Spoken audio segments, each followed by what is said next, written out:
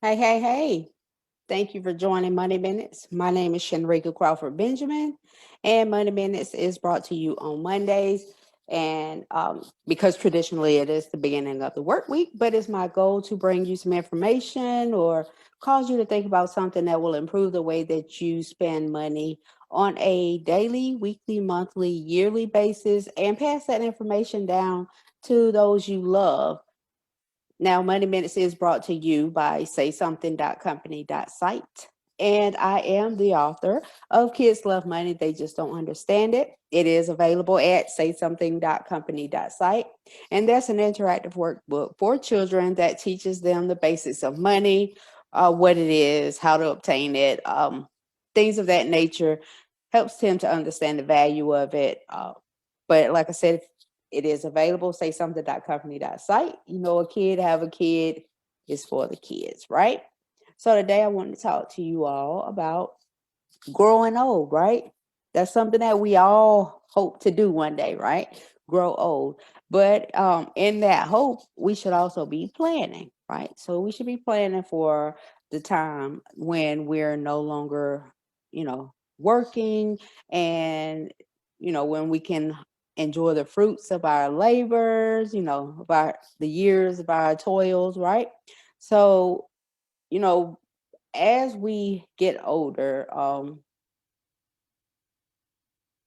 we want to think about things like that. I mean, today, yeah, we're young today, and then tomorrow, is retirement. Are you going to be prepared, right? So one of the things I wanted to point out was Social Security, and I know Social Security Act covers more than just retirement, but this is Money Minute, so we're going to talk about the retirement aspect of it. And this goal is to, that it replaces a portion, I would say, of pre-retirement income. So it replaces some of that money that you were making before you retired. And 9 out of 10 people over 65 depend solely on Social Security, right? And I know the people I know that are on Social Security, they're on a fixed income.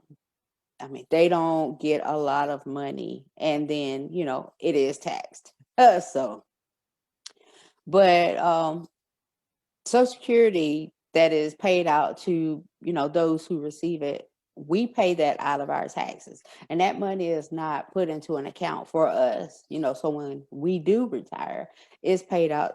Now to people who are receiving it, whether they're getting disability, assistance, retirement assistance, or whatever.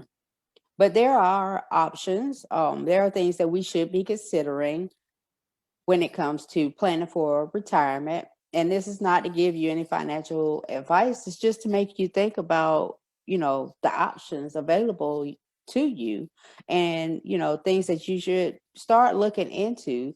So that way, whenever time comes, you're prepared. But there are accounts. One is a pre-tax account, and that's where you put money into, a retirement account before taxes are taken out. And those are things like your 401k, which is offered through private companies to their employees, 403b, which is offered, from schools to their employees, and then your 457s, which are offered to government employees.